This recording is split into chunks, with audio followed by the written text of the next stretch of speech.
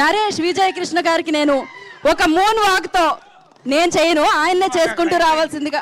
ఇప్పుడు sky walk ఇప్పుడు వద్దు, రిలీజ్ తర్వాత చేద్దాం.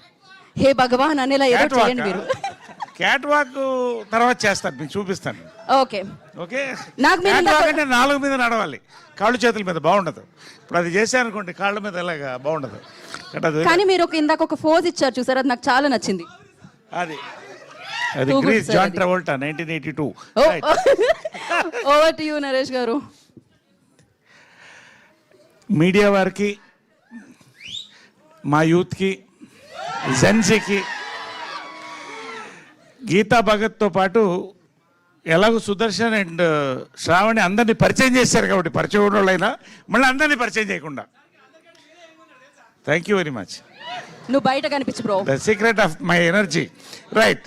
సో ఇందాక నేను రాగానే ఇవాళ మా దేవు ఏమ్మా హ్యాపీ హగ్ డే అంట. ఇవాళ హ్యాపీ హగ్ డే అందరికీ sir. Happy hug day, happy hug day sir. Team వరకు సార్. అమ్మా మిమ్మల్ని కూడా హగ్ చేద్దామని వచ్చాను. కాకపోతే మీరిద్దరు కూడా చీరలు కట్టుకొచ్చారు. కొన్ని సంఘటనల తర్వాత, ఒక ఘటన తర్వాత చాలా మట్టుకు స్టేజ్ మీద చీరలే కట్టుకుంటున్నారు. కాబట్టి భారతీయ సంస్కృతి ప్రకారం మగవాళ్ళు ఆడవాళ్ళు హగ్ చేయకూడదు. కాబట్టి మీరిద్దరు హగ్ చేసుకోండి అమ్మా. హ్యాపీ హగ్ డే చెప్పండి. ఇది ఇక్కడి నుంచి చైన్ హగ్ ఇద్దాం అనుకున్నా కానీ అక్కడ గీతా భగత్ ఉంది. అమ్మా నీ డ్రెస్ని కూడా భారతీయ డ్రెస్ కిందే పరిగణిస్తాం కాబట్టి అక్కడ ఎండ్ అవ్వకూడదు. కాబట్టి భారతీయత నీలో కనిపిస్తుంది. ఖచ్చితంగా ఇవాళ హ్యాపీ హగ్ డే నీకు దూరం నుంచి చెప్తున్నానమ్మా. మీకు అయిపోయిందమ్మా. యాక్చువల్గా మనోడు ఏం చెప్పాడంటే రేపు పెడితే బాగుండేది సార్ అన్నాడు. రేపేంటి అన్న, కిస్ డే అన్నాడు. దుర్మార్గుడు. కాబట్టి ఇవాళ పెట్టడం మంచిదైంది.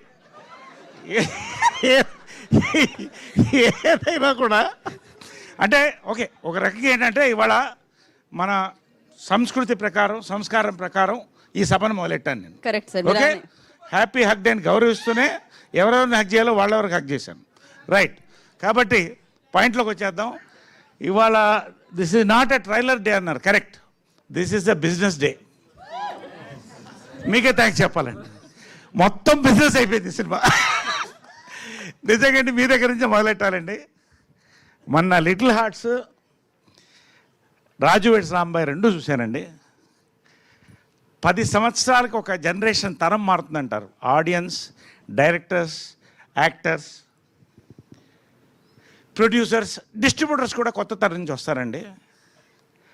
అసలు సినిమా డిస్ట్రిబ్యూషన్కి కొత్త అర్థం చెప్పి కొత్త ఒరవడి సృష్టించారండి. పొజిషనింగ్ ఆఫ్ అ ఫిలింకి ఒక కొత్త అర్థం చెప్పారు వంశీ గారు, బన్నీవాస్ గారు. లవ్ యూ సో మచ్ అండి.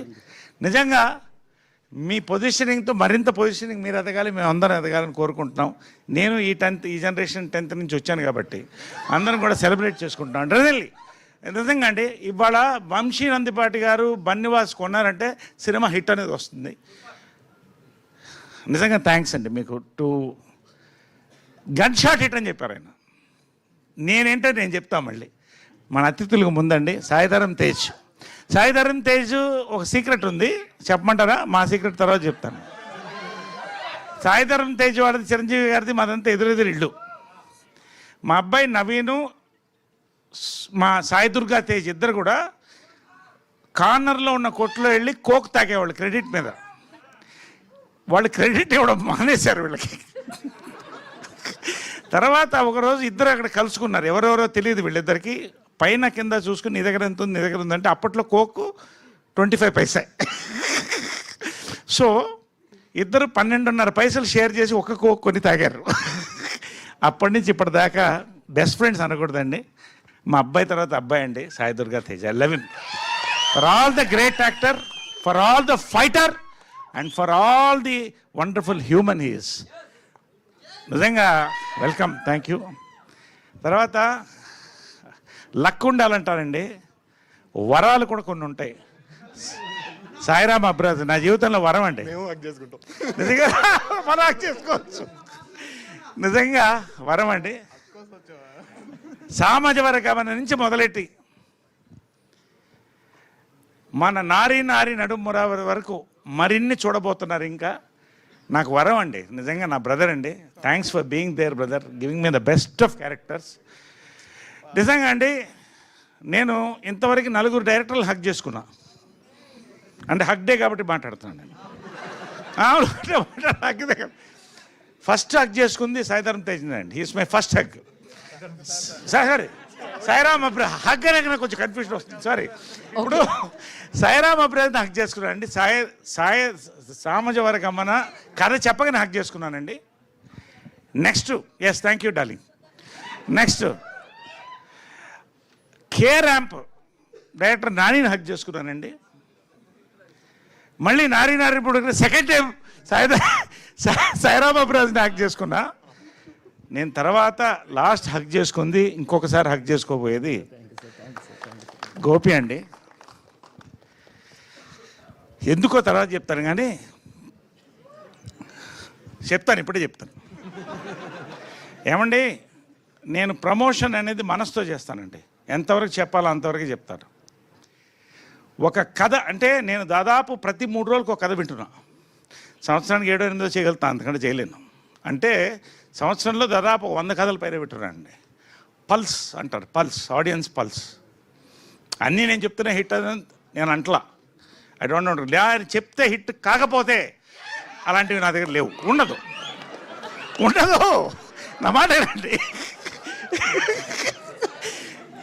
అయితే ఈ సినిమా మొత్తం స్క్రిప్ట్ విన్న తర్వాత అండి నవ్వుతూనే ఉన్నా. క్లైమాక్స్కి నాకు తెలియకుండా నా కళ్ళల్లో నీళ్ళు వచ్చాయండి. మళ్ళీ హక్ చేసుకున్నానండి.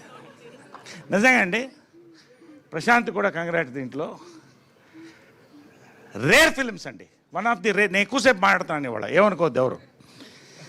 మీడియా వాళ్ళకి ముందు చెప్తానండి, నేను రివ్యూయర్స్ని చాలా గౌరవిస్తానండి. ఎందుకంటే రివ్యూయర్స్ కూడా తప్పు చెప్తారు ఒకసారి. దే ఆర్ ఆల్సో హ్యూమన్స్, ఒక బ్రెయిన్ నుంచి వస్తుంది. దాన్ని దాటి ఆడిన సినిమాలు కూడా ఉన్నాయి. కానీ ఒకటి రివ్యూయర్స్కి నేను ఛాలెంజ్ చేయట్లేదండి, చాలా సంతోషంతో చెప్తాను. చాలాసార్లు రివ్యూయర్స్ ఏం కొడతారంటే కొత్తదనం కొడతారు. కొత్తదనం